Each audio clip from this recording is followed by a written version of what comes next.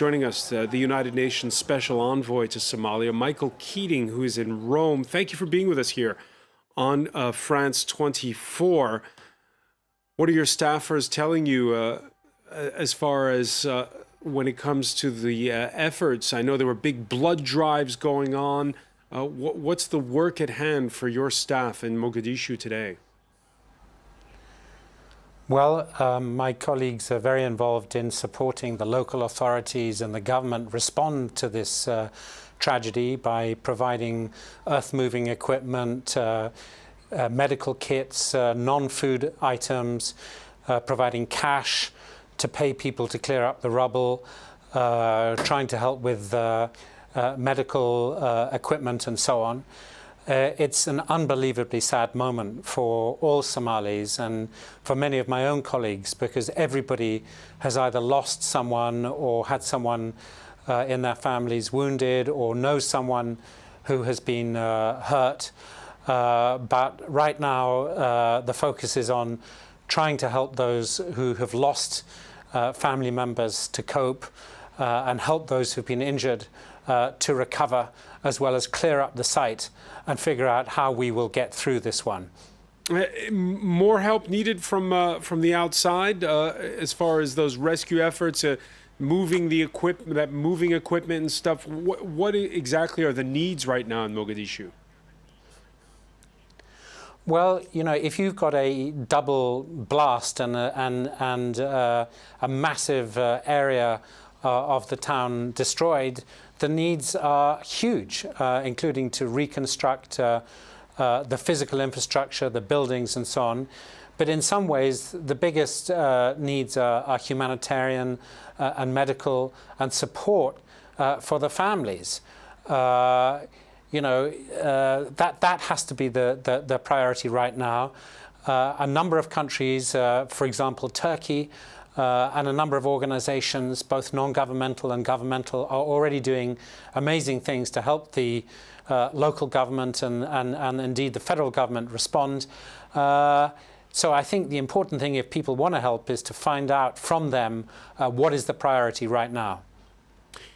Let's talk about the timing of it. It happened 2 days after the head of the U.S. Africa Command was in Mogadishu. There was a meeting there with the president of Somalia 2 days after the country's defense minister and army chief resigned for undisclosed reasons.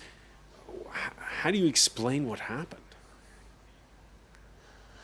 Well, you know, just to put this in context, it seems odd to be saying this after such a horrendous blast, but over the last 8 months, security in Mogadishu has gradually been getting better, if measured in terms of things like targeted assassinations and, you know, complex attacks and so on.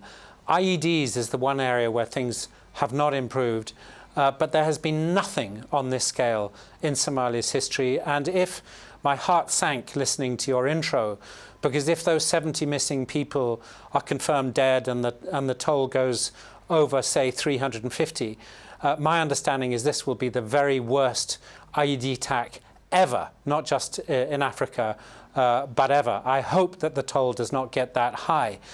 I am not sure. I would be reluctant to say that the timing of this attack is related to, you know, the visit of a senior US general or to the sacking of the chief of defense forces. Security in Mogadishu is not their responsibility, is the responsibility of the local authorities, and they have actually, as I say, been doing a strong job. But what this incident you know, underscores is that you can never do enough, and all it takes is for one person to get through to cause this kind of horrendous carnage. I think the reaction to this has been one of utter revulsion. Al-Shabaab has not claimed responsibility, but it has all the hallmarks of an Al-Shabaab attack, and I think most people assume it has been done by one of their operatives. And I think this will really turn even more people in the population against them and underscore the fundamental importance of having as tight as possible a security regime in the major towns, particularly in Mogadishu, but also the need to end the violence, end the conflict with al-Shabaab, and that is a much bigger proposition. And so what path do you take when you're taking on the al-Shabaab at this particular point in time? Is it the military path all the way, or do you talk to them?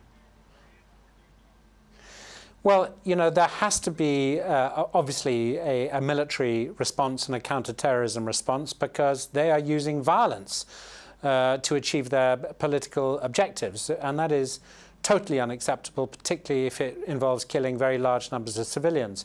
So a CT and military component is extremely important. But as we've learned from many insurgencies around the world, there also has to be a political strategy, not least as some of the support for al-Shabaab comes from people who are not really ideological, but from people who either have been intimidated or attracted to the movement in order to get jobs, or for economic purposes, or because somehow they feel that association with al-Shabaab will help them in other disputes.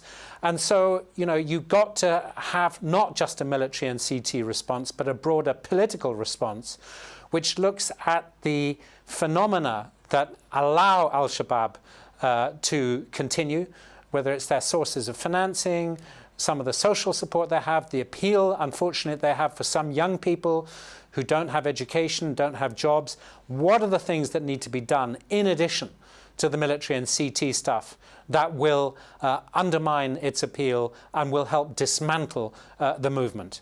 Michael Keating, UN Special Envoy to Somalia, many thanks for speaking with us here on France 24. It's a pleasure.